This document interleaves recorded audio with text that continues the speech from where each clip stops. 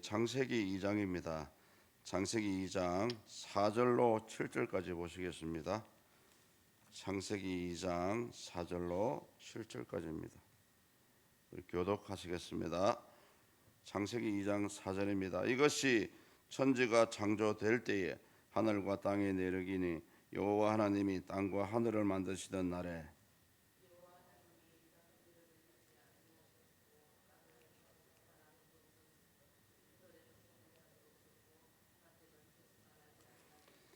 안개만 땅에서 올라와 온 지면을 적셨더라. 생기를 그 코에 불어넣으시 사람이 생명이 되니라. 아멘.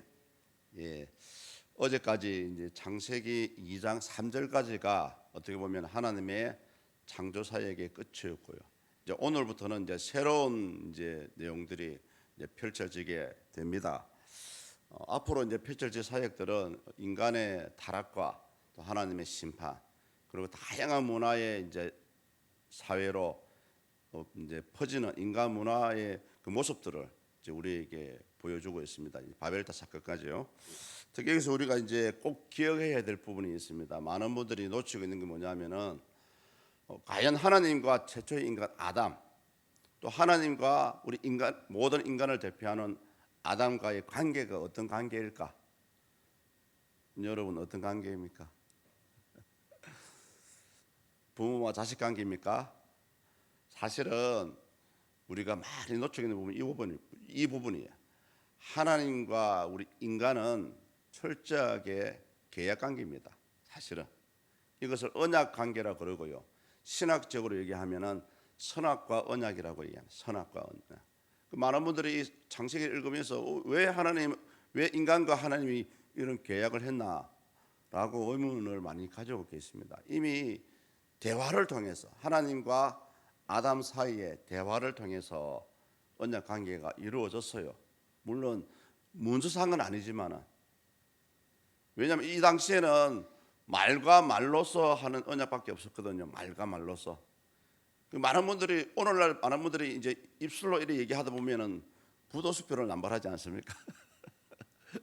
물론 그 얘기할 때는 진심이었는데 바쁘다 보면은 본의 아니게 그런 약속 관계를 까먹을 수도 있고, 맞죠? 또 대수롭지 않게 내가 얘기할 때는 그냥 인사치레를 했는데 그게 이제 언약 관계가 된 것 같은 그런 개념이에요.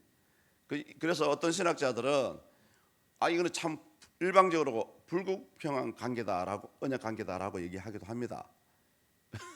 왜 하필 하나님은 에덴 동산에 생명나무를 만들어 놓고 왜 그 옆에 선악과 나무를 만들어 가지고 애초에 선악과 나무를 안 만들었으면은 사람이 범죄하지 않을 것이다라고 이렇게 얘기해요.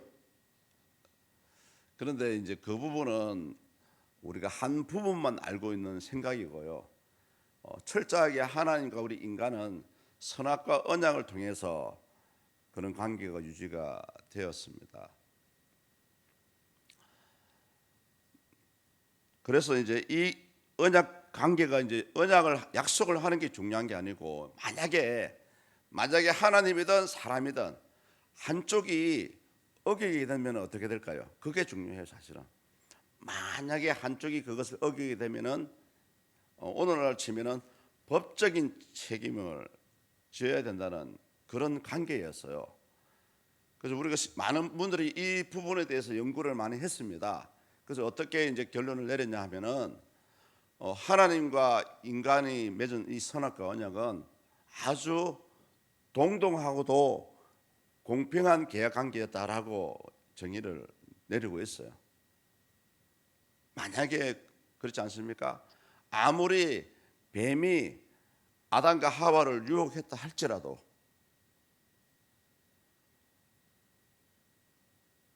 그것을 받아들이지 않고 무시하고 그 약속을 지켰더라면 또 지킬 수가 있었습니다. 그런데 물론 그 출발점은 뱀이었지만 실질적으로 선악 과일을 따먹은 것은 누구였습니까? 사람이었어요. 사람이었다니까. 이게 중요합니다. 그래서 이 선악과의 관계 때문에 우리 인간은 죽음이라는 고통을 당할 수밖에 없었습니다. 어쨌든 이 창세기 2장을 통해서 우리는 무엇을 볼 수가 있냐면은 하나님의 인간을 창조하신 또 세부적인 모습을 우리에게 보여주고 있고요. 그다음에 이제 에덴 동산에 대해서 이 두 부분에서 이제 포커스를 맞춰서 우리에게 말씀하고 있습니다. 특히 오늘 보신 이 본문에 세 가지 특징이 있습니다. 특징이 뭐냐면 한 가지가 뭐냐면은 창세기 1장을 자세히 읽어보시면은 하나님의 이름에 대해서 엘로힘 하나님이란 단어밖에 안 나와요. 그런데 이제 오늘 본문에 보면은 이제 정확한 하나님의 실체, 그 우리가 풀네임이라 그러죠. 하나님의 이름이 등장을 합니다. 여호와 하나님이란 이름이 등장하죠. 우리 본문 4절을 제가 읽어드리겠습니다. 이것이 본문 4절입니다. 천지가 창조될 때에 하늘과 땅이 내리기니 여호와 하나님이 땅과 하늘을 만드시던 날에. 예. 하나님의 실체가 뭐냐?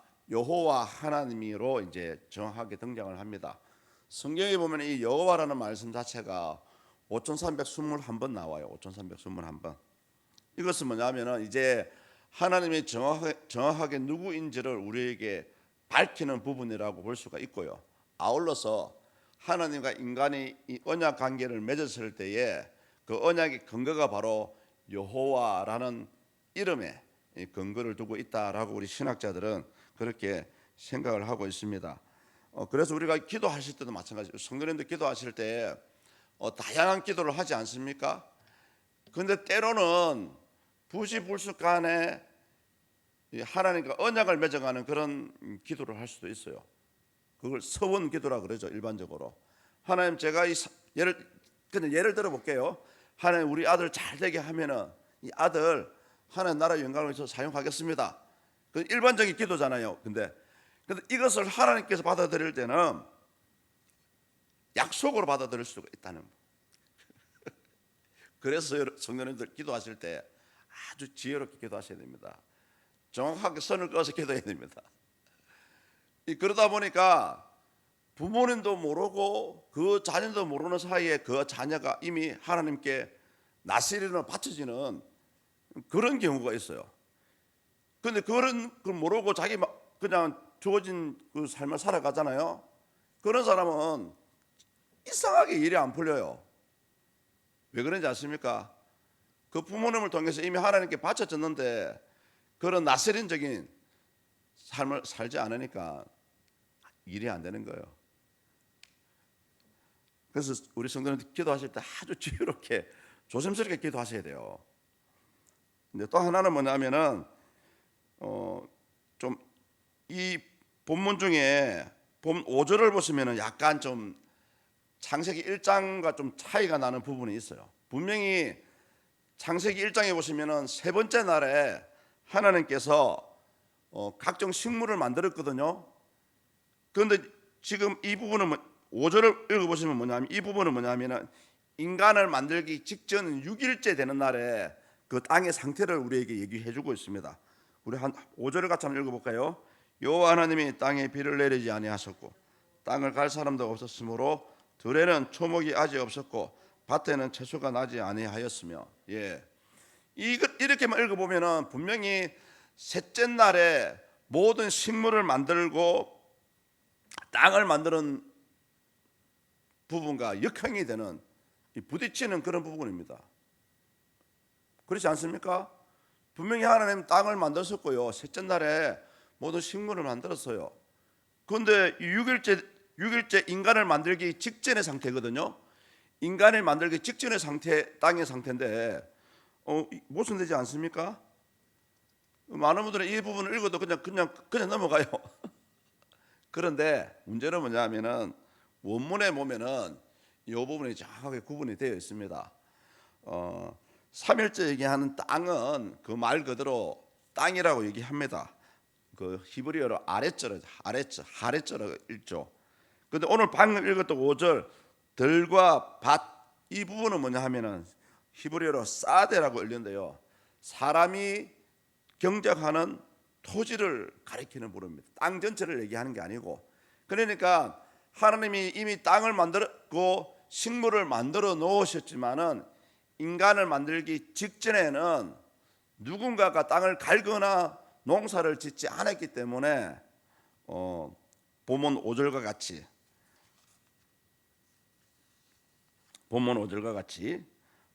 초목이 나지 않았고 밭에 채소가 없었다라고 이렇게 표현한 겁니다. 절대 틀린 부분은 아닙니다. 그리고 보시면 또 이제 안개만 올라왔더라 이런 말씀이 있죠. 안개만 올라왔더라. 성도들, 우리 하늘에서 비가 내리고 이런 부분은 우리가 너무나 자연스럽게 생각하는 자연 현상입니다. 그런데 중요한 것은 뭐냐면은 이 창세기부터 노아의 홍수가 나기 직전까지는 단 한 번도 하늘에서 비가 내리지 않았습니다. 그렇다면 사람이 어떻게 물을 공급을 받습니까? 방금 읽었던 말씀대로 짙은 안개만 피는 거예요, 아침마다. 그죠? 그 안개만 해도 충분히 온 땅의 대지를 축축하게 적셨기 때문에 굳이 비가 내려올 필요가 없었다는 그런 부분이고요. 이 원리는 어디와 연결되냐 하면은 제가 창세기 창조사역을 설교할 때 원시 지구에 대해서 말씀을 드렸죠. 원시 지구에 안이고 바깥이고 물 테두리가 있었다 그랬어요. 물 테두리. 이 물 테두리가 있었기 때문에 굳이 그 당시만 해도 노아의 홍수가 내리기 직전까지만 해도 비가 내리지 않아도 충분히 이 지구상에는 수분이 안개를 통해서 수분이 공급되었다라는 그런 부분입니다. 오늘 시간이 좀 길지만은 무려 5장을 준비해 왔습니다. 그 마지막 세 번째 특징이 뭐냐 하면은 사람을 흙으로 만들었는데요. 이런 사람이 생명이 되었다라는 부분입니다. 우리 7절을 한번 읽어보시겠습니다. 여호와 하나님이 땅의 흙으로 사람을 지으시고 생기를 그 코에 불어넣으시니 사람이 생명이 되니라. 아멘. 우리 성도님들, 혹시 이런 의문점을 가지지 않았습니까? 왜 다른 모든 피조물은 하나님의 말씀으로 다 창조했습니다. 그렇죠? 근데 하필 사람은 왜 흙으로 만들었을까요? 이런 의문점 혹시 가져보셨나요? 사람만 왜 굳이 흙으로 만들었습니까? 말씀으로 창조하시면 되는데 한 번도 생각 안 해보셨죠? 이 흙이란 단어의 원문을 들여다보면은 우리가 좋게 얘기해서 흙입니다만은 사실은 그 원문에서는 티끌 다 타다 남은 재 있죠. 재. 나무를 태우다 다 타다 남은 재를 얘기합니다. 재가 얼마나 연약한 건 줄 알고 있죠. 조금 타다 남은 나머지 이 재를 만지면은 약간만 힘을 줘도 부스러집니다. 이런 재료로 사람을 만들었다니까요. 왜 그랬을까요? 분명히 창세기 1장에 보면은 사람을 하나님의 모양과 형상대로 아주 존귀하게 만들었는데 왜 하필 이 보잘것없는 흙으로 만들었을까요? 생각 한번 안 해보셨나요? 중요합니다. 왜냐하면 사람은 하나님을 떠나서는 살아갈 수 없는 존재이기 때문에 흙으로 만들었어요. 또 한 가지는 뭐냐면은 흙으로 만드는 이유가 뭐냐? 인간이 아무리 교만하고 잘났다 해도 하나님 보실 때는 아주 하찮은 존재라는 거예요. 하찮은 존재. 저와 여러분들은 티끌에 지나지 않습니다. 바람만 살짝 불어도 훅 하고 불면 날아가는 티끌에 지나지 않아요. 이것을 하나님께서 우리 인간에게 가르쳐 주시기 위해서 흙으로 만들었다니까요. 한쪽으로서는 아주 보잘것없는 존재임에도 불구하고 한쪽에서는 아주 존귀한 존재라는 거죠. 왜? 하나님을 닮았으니까. 특히 생기를 코에 불어넣었다라고 얘기하죠. 생기. 우리가 쉽게 얘기하면 이 생기를 아주 쉽게 생각하는데 생기는 여러분 바로 하나님의 생명입니다. 하나님의 생명을 인간에게 나눠주신 거예요. 그래서 마치 엄마가 아이가 태어났을 때 모유를 먹이죠. 모유. 제가 일전에도 비유를 들어서 말씀드렸어요. 이 모유 색깔이 원래는 우리 눈에는 하얗게 보이는데요, 원래 모유 색깔은 빨개요. 의학적으로. 그 빨간 게 뭔지 아십니까? 엄마의 피입니다. 엄마의 피. 모유가 원래는 엄마의 피예요. 그래서 그 피 속에 엄마의 모든 영양물이 다 들어가 있습니다. 그것을 아이가 짧게는 한 달, 길게는 1년, 2년까지 그것을 빨아먹고 자라나는 거예요. 그래서 모유를 먹은 아이는 그렇게 건강합니다. 하나님은 저와 여러분들에게 비록 아주 보잘것없는 흙으로 티끌로 만들었지만은 당신의 호흡을, 생명을, 생기를 우리에게 나눠주신 겁니다. 그래서 영어에서는 이 생명을 어떻게 표현하냐면은 living soul이라고 합니다. living soul, 살아있는 영혼. 저와 여러분들은 하나님 보실 때에 살아있는 영혼입니다. 왜 이렇게 만드느냐 하면 바로 그래서 저와 여러분들이 살아있는 영혼이기 때문에 하나님과 영적인 교제를 나눌 수가 있는 거예요. 오늘 이 아침에 우리가 이 부분에서 저와 여러분들이 꼭 기억했으면 좋겠다 하는 부분이 두 가지가 있습니다. 한 가지가 뭐냐면은 비록 우리 인간이 하나님의 형상과 모양대로 창조가 되었지만은 티끌과 같이 아주 보잘것없는 존재라는 것을 잊지 말아야 됩니다. 어제 은혜 가운데 은혜 많이 받았었죠. 수련을 통해서 아주 좋은 아주 적절한 강사님들을 초빙하셨어요. 진짜. 근데 중요한 것은 뭐냐면은 이제 시작입니다. 여러분. 사실은 어제 일부 만끽한 기쁨은 이제 시작이에요. 제가 방송실에서 봤는데 앞에 나와서 이렇게 막 춤추고 하잖아요. 그 춤이 여러분 세상적으로 볼 때는 어찌 교인들이 저렇게 춤을 출까라고 오해할 수 있는데요. 그것이 바로 여러분의 믿음의 고백이에요. 그래서 강사 목사님이 막 일어나서 춤추자 한 거라니까요. 제가 밑에 있었으면 제가 진짜 춤추고 난리 났을 거예요. 사실은 항상 저는 은혜 받을 때 그런 느낌을 많이 받거든요. 어떻게 하면 이 하나님 받은 이 은혜를 어떻게 표현을 할까? 여러분 눈치 볼 필요 없어요. 예배 시간에 그 말씀이 은혜가 되고 하면은요 바로 반응하세요. 아멘. 이 아멘을 그냥 습관적으로 하는 분도 있지만은 그조차도 어떻게 보면은 이 믿음의 고백입니다. 반응을 해야 돼요. 어제 강사 강사는 최고 힘들어하시는 부분이 그 부분이더라고. 분명히 반응을 하셔야 되는데 저보다 조용해. 제가 그래서 항상 제가 설교 제목들을 여러 가지로 하나님 이렇게 다 이 감동을 주시거든요. 다음에 제가 이런 설교를 한번 할 겁니다. 예배는 축제입니다. 성도님들 예배는 있잖아요. 특히 새벽기도조차도 앞에서 나와서 목사가 일방적으로 설교하는 게 아니고요. 온 성도가 함께 하나님께 하는 축제예요. 그 흑인들의 예배를 영상으로 보시면 알 수 있지만은 예배 시간이 예를 들어 예배 시간이 1시간이라면은 30분을 이 사람을 찬양합니다. 그것도 일어나서 박수 치고 몸으로 춤추면서요. 30분 이상을 찬양을 하더라니까요. 또 한 가지 우리가 기억해야 될 부분은 뭐냐 하면은 저와 여러분들은 하나님의 생명을 나눠 가진 영적인 존재라는 거예요. 유일하게 그것도 유일하게 피조물 가운데 유일하게 하나님과 영적으로 교제할 수 있는 존재가 우리 사람입니다. 따라서 우리가 이 땅에 살아가는 성도님들은 진짜 이 하나님과 영적인 교제를 날마다 해가야 됩니다.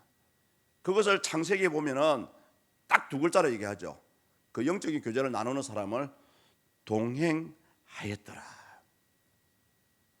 많은 분들이 하나님을 사랑한다고 입으로는 얘기합니다.